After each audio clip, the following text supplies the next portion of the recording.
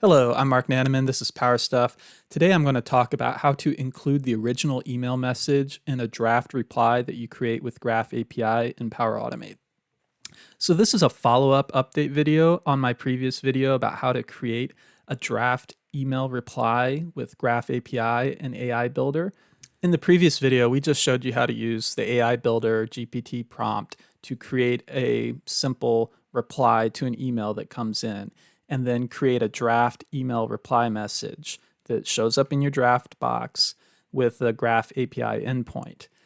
However, an issue with that is that the original email message is not automatically included in that draft message that we create with the endpoint, but you really need that original email message in the draft reply, especially to gauge the appropriateness of the AI generated reply message. So here's how you can do that. Unfortunately, to my knowledge, there is not just a simple Boolean parameter or something that you can put in the payload for the Graph API endpoint to tell it to include the original message. I don't know of a way to do that. If any of you know of a way to do that, please let me know in the comments below. One thing you can do that's really simple is, instead of doing this message body reply, you can remove the body part and you can just do a comment. And the comment is plain text. It can't be formatted with HTML or anything. But you can do a comment reply, and that will include the previous email. But that isn't too useful in most cases. So the way to do this, to include the original email message in your reply, your draft reply, it's pretty straightforward and simple. Really, all you need to do is, when you're constructing your reply message, you just need to put it at the top, and then underneath that, put your original message. It could be that simple. However, if you want to include more details and format it a bit, you can use a slightly more sophisticated HTML template to do that. And that's what we're going to do today. We're going to construct our draft reply message to look like one that you would manually create when using Outlook yourself.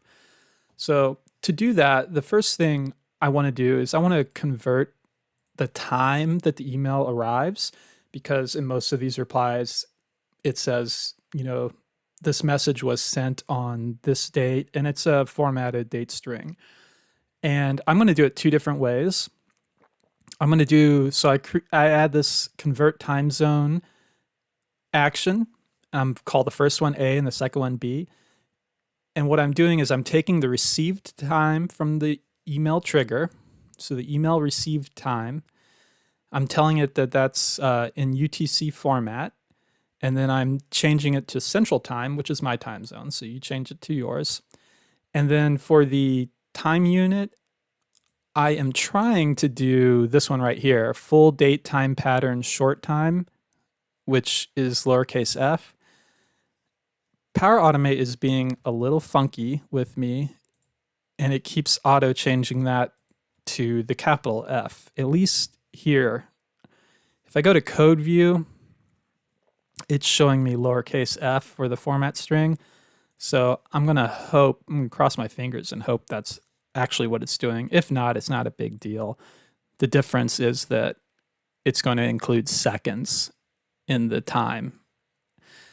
Okay, and then for my second convert time zone action, I'm just doing a slightly different format, and I'm using a custom expression here. I've got these 3 lowercase d's, that's for my abbreviated day name, 3 capital M's, that's for my abbreviated month name, 1 lowercase d just for the number of the day, 3 lowercase y's for the year. I put at in quotes, so that'll just put the word at in there. And then I've got H for hours, colon, MM for the minutes. And then this TT will put in the ante-meridiem or post-meridiem value, AM, PM. Now here underneath my create text with GPT, this is where I'm using AI to create a brief response to the email. And then underneath that, I'm composing my reply that will include the original email details. So right here at the top, I've got the text output from this create text with GPT. So that goes at the top in my first div. Then I've got a BR for a break, so a new line, another one for another new line. And then here in bold, I've got from, sent, to, subject. I just plug in the from the trigger. For the sent, I'm using that first convert time zone, this one right here.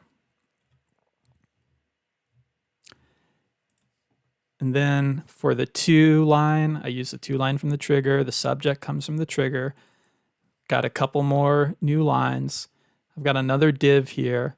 And the styling, the inline styling here, I just got this from, I looked at Outlook. I opened Outlook OWA in the browser, created a reply message, and, you know, saw what it auto created, used inspect element, and just kind of, that's where I got this styling from, to try and make it look just like what it would look like in Outlook doing it manually.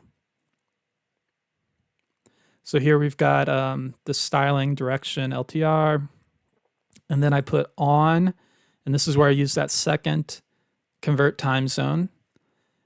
And then I put a space, and then I put the from email address again from the trigger, wrote, and that's the end of that div. And then we've got this block quote.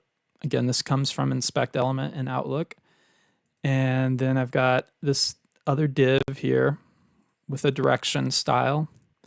And then here I just put in the body/body. That's your message body from the trigger. You find that by just go here and you type in body, and there's two, you know, there's the entire body, and then there's the message body. So you look for the body of the message is the one you want. So that's it really. Now you're done. You've constructed your reply with the original email message underneath it. So now we go to compose our payload for our Graph API call. We've got this object with a message property. Inside that, there's a body property, and that has content type of HTML, and content will be this message HTML you composed above. And then we just send that to our endpoint. And I'll test this with a previous run. And here we go. The draft has been created. Let's open it up. So here we've got the re in the subject line, and hi Mark, yes, the previous message history does show up in the reply draft in Outlook when created using Graph API. That comes from the GPT, so that's not actually accurate GPT. So this is why you need to review. But it does show up because we manually included it. So we included, here's that from, sent, to. It looks like the convert date time worked correctly.